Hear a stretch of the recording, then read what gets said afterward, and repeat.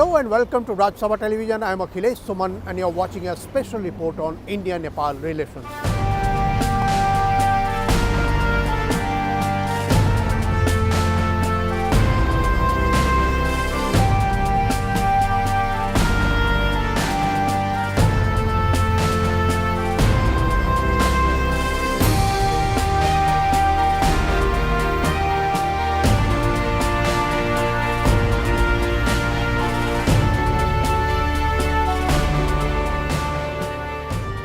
Seen together, India-Nepal relations are unique. Family bonding, similar culture, similar traditions, and unrestricted movement in each other's territory. But they are two sovereign nations, and so there are some issues time to time, and they need to be refreshed. Let's watch how and why. India is the largest democracy in the world. Nepal, on the other hand, has a relatively new democracy. Both neighbors have always had friendly relations. The latest example of this is the supply of COVID-19 vaccines. On January 21, 2021, India sent 1 million doses of the vaccine. But from time to time, events have made it necessary for both nations to calibrate the bilateral relationship. In recent times, these irritants have been Nepal's stand on its border with India. Between January 14th and 16th, Nepal's Foreign Minister Pradeep Kumar Gyawali visited Delhi. It was the first visit by any Nepali dignitary amid the pandemic. His visit is seen by me in a positive light. I am sure there were hard discussions at the senior levels with him to point out to him very clearly India's concerns. But at the same time, we must ensure that our relationships, both at institutional level and at the level of people, go forward. And so I see positivity in it, no matter what is happening in Nepal at this particular time. I think the meeting was very important and appropriate, especially since India is the first country that Nepal should approach to support them in the vaccine. So yes, I think it was very timely and important. External Affairs Minister Dr. S. Jaishankar and Nepal's Foreign Minister Pradeep Kumar Gyawali co-chaired the India-Nepal Joint Commission meeting on 15th of January 2021. The meeting was taking place against the backdrop of two important developments.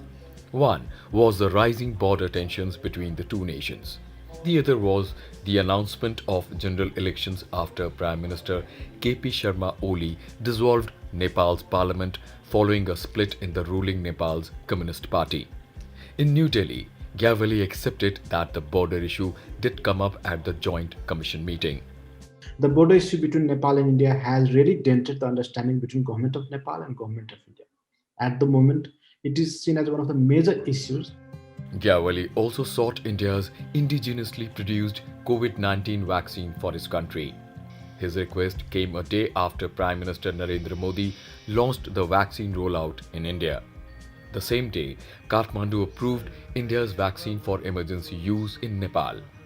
Nepal's request had actually found mention in joint statement between the two countries after commencement of Joint Commission meeting.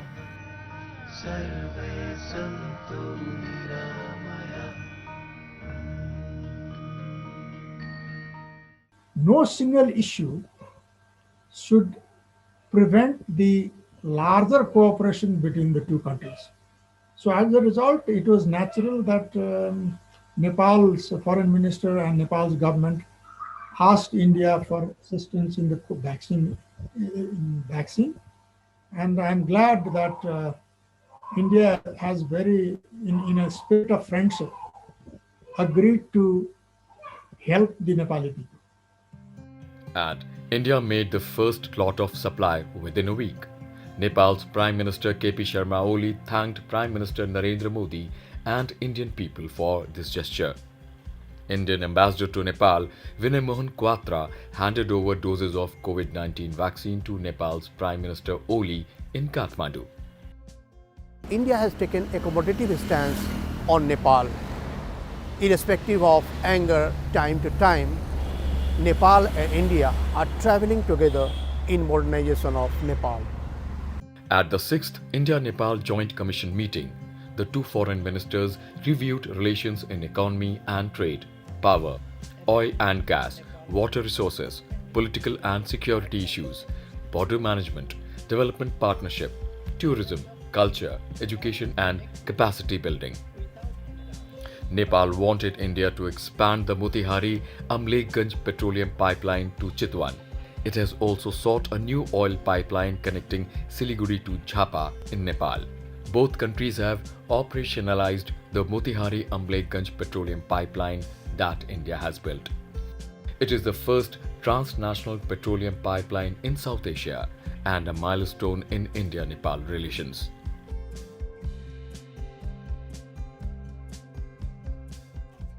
Pipeline, I think, has helped a lot in ensuring the regular supply.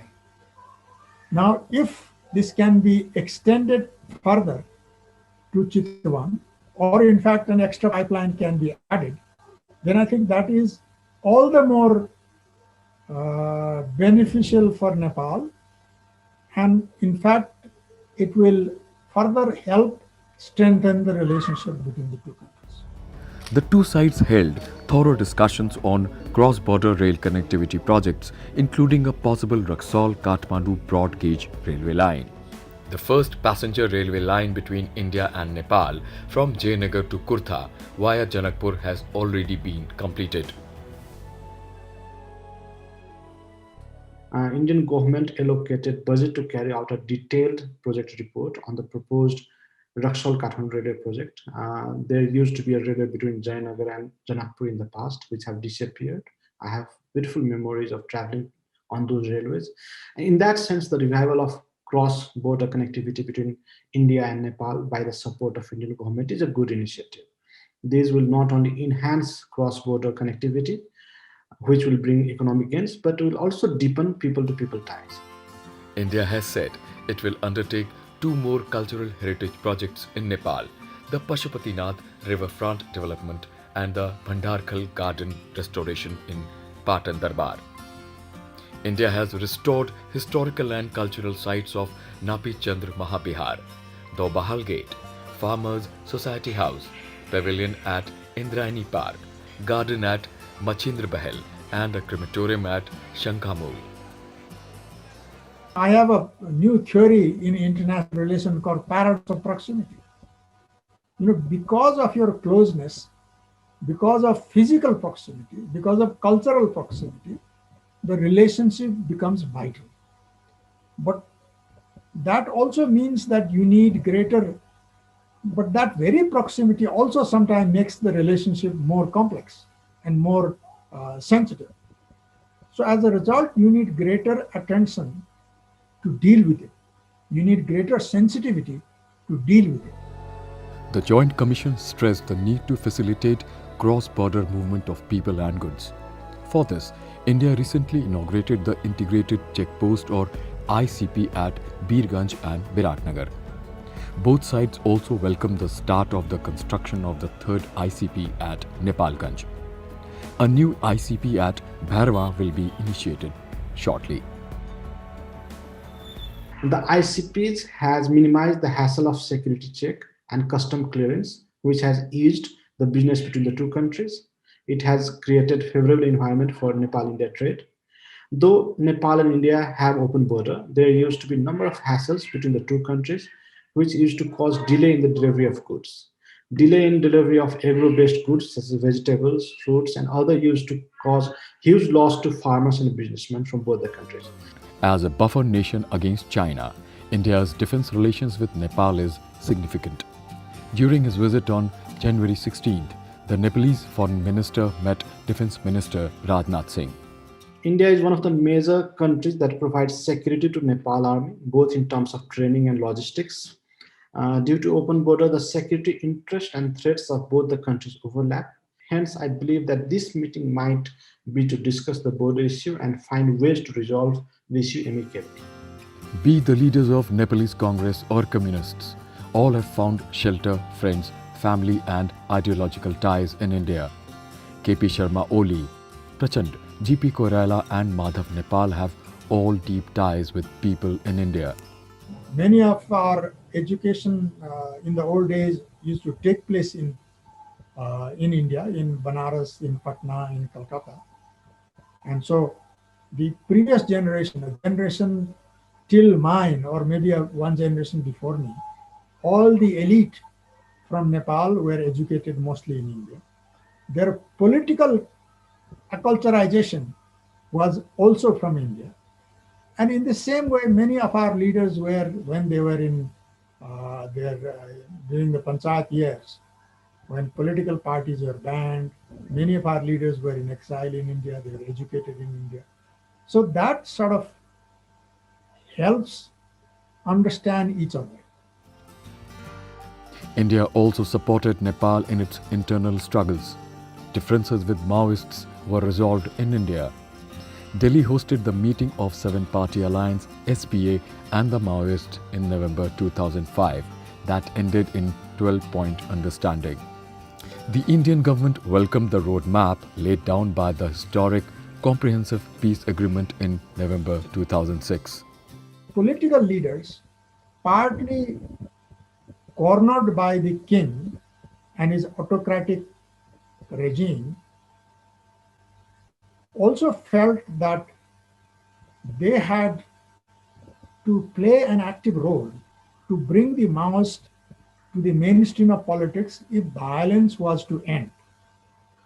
So that overwhelming thought, I think, in my view, played the main role from within Nepal. And then, of course, the Indian leaders played a very supporting, and in fact, in my view, a very positive supporting role in that process. In 2006, at the height of the political turmoil in Nepal, then Prime Minister Manmohan Singh sent Dr. Karan Singh as special envoy to Kathmandu to bring a reconciliation among the political stakeholders. Similarly, Prime Minister Narendra Modi sent Bharatiya Janata Party's Vijay Chauthaiwale to Kathmandu to mend political ties with Nepal on December 11, 2020. India has been a training ground for Nepalese political leaders. Indian leaders like CPI-M's Sitaram Yechuri, CPI's D. Raja, NCP's late DP Tripathi, Congress leader Jairam Ramesh, BJP leader Ram Madhav, and late Sushma Swaraj have all had warm relations with Nepalese leaders. These are relations beyond government. Even government of Nepal, even government of India had supported the democratic transition of Nepal. In fact, all the major political parties like Nepali Congress or former CP and UML were formed in India. Many Nepali leaders are inspired by the Indian leaders. The Communists of Nepal have greater inclination with Communists of India. BP Koirala was inspired by several Indian leaders of his times. So I think these have helped in building the bones. Nepal had also been helpful whenever democratic processes were under threat in India. Indian leaders used to take shelter in Nepal. During emergency, Indian leaders took refuge in Nepal, which was under monarchy then. I want to draw your attention to something very interesting, something that I wrote about when I was in Nepal. Nepal was a democracy. It was not a democracy, it was a monarchy at that time. And a monarchy which had hitched its bandwagon very squarely to the British Raj, and they saw benefit coming to them from that. They were, in fact, therefore quite strong. To the best of my knowledge, there was one incident in which Nepal, or rather the people of Nepal, came to the assistance of Indian freedom fighters when Sri Jayaprakash Narayan and Ram Manohar Lohia ji had to escape from the Hazaribagh prison. They were sheltered in Nepal for a little while. It's a very, very beautiful, though very small chapter. High-level Indian officials have visited Nepal in November-December 2020. They included Indian Army Chief General Manoj Mukund Narwane, Foreign Secretary Harshvardhan Shringla, and Research and Analysis Wing RAW Chief Samant Kumar Goyal.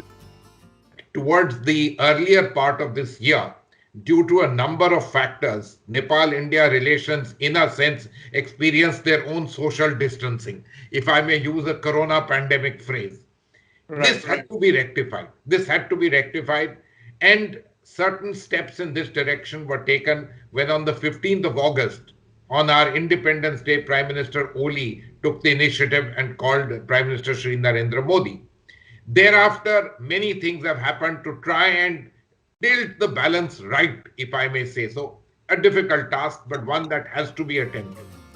Prime Minister Modi has visited Nepal 4 times after assuming office. His first visit in 2014 was noted for his landmark speech. Well, when the Honorable Prime Minister visited in 2014, relatively soon after assuming office in Delhi, it was a grand visit and hugely welcomed in Nepal. It was the first visit at a bilateral level by an Indian Prime Minister in 17 years. And him, not only was the visit personally one of welcoming him, but the Nepalese also looked at what he said in terms of a new relationship, a relationship of doing things in a manner that we could take things forward. We certainly in India looked at it like that. But Nepal is a very complicated polity. And the complications of its polity, in a sense, centralize themselves on the business of identity politics vis-a-vis India. So strumming up an anti-India sentiment or not letting India really be the only player in the game is a very important element. Prime Ministers of Nepal have also been frequent visitors to India. The talks between the leadership of two countries take place on an equal footing, despite the difference in the size of countries. KP Sharma Oli has been to India twice as Prime Minister. Democratic politics in Nepal is deepening and taking its roots. And that is why sometimes Nepalese leaders speak in different voices. But India has been happy that democracy is taking its shape, in which India has also been a helping partner. There is also one special feature of the relationship between the two neighbors. Nepal's Army Chief has been Honorary Army Chief of India, while the Indian Army Chief is an Honorary Army Chief of Nepal. Every Indian or Nepali Army Chief gets this title after their appointment. My understanding is that this started after 1971, when General Sam Manekshaw, who also came from the Gorkha Brigade, was the chief and, hugely lauded. And so the Nepalese started it. We had to reciprocate, and that is the right thing to do. And that's when it has happened. To the best of my knowledge, there's been only one case of an Indian Army chief who did not get this honor, and that was General J.J. Singh. Those were again times of a certain challenge between India and Nepal in terms of their political relationship. India and Nepal share a unique relationship of visa-free entry. Any Indian can go, visit any corner of Nepal without restriction. Similarly, any Nepalese citizen can visit any part of India without permission. Nepalese citizens are eligible for work anywhere in India. Even the Nepal government doesn't see its citizens working in India as migrants in a foreign country. Nearly 80 lakh Nepalese work in India. This is a very positive thing. Even now, during COVID, there's so many Nepalese who return, but later on couldn't find employment at home and then went back. In the same way, nearly 6 lakh Indians are domiciled in Nepal. They include businessmen and traders who have been living in Nepal for a long time. The list also includes professionals, doctors, engineers, IT personnel and seasonal and migrant laborers engaged in construction. The treaty allows people to work, but the Nepalese, being a small country and cognizant of things, invariably tend to ask a number of questions, and over the years this is becoming important. So they try to make it somewhat harder. They want you to register not in terms of the work you are doing, but in terms of your taxation, in terms of labor permits, etc. So these things do happen, but Indians have worked in Nepal for over a couple of centuries, doing well and contributing hugely to India-Nepal relations. With its scenic landscape, Nepal is usually the first stop for Indian tourists. With an area of 1,47,181 square kilometers and a population of 29 million, Nepal shares a border of over 1,850 kilometers in the east, south and west with 5 Indian states: Sikkim, West Bengal, Bihar, Uttar Pradesh and Uttarakhand. Nepal has a God-gifted natural beauty and it should be one of the major tourism destinations from India. But sometimes the statements coming out from Nepal sound unwelcoming towards Indians. Its northern border is aligned with China's Tibet, with two big neighbors, India and China, on each side. Nepal has a huge opportunity, but also scope for misunderstanding at times. The border with China is also 1400 kilometers as compared to the border with India, which is, let's say, about 1800 kilometers. We also must remember that the Nepalese have old ties with Tibet, and these ties are things that they are very cognizant of. From their perspective, a relationship with China, which is a good relationship, is very important because they do have certain apprehensions on what can happen if the relationship is not a good one. And in a sense, with India, they have a sense of comfort of over thousands of years of relationship. Now remember, Nepal is part of South Asia. So geography, not just civilizational links, but history binds us together. This is Pashupati Nath Temple. It was one of the major destinations for Prime Minister Modi in 2019. So was Mukti Nath Temple during Modi's visit. As a predominantly Hindu country, temples in Nepal are well known in India for centuries.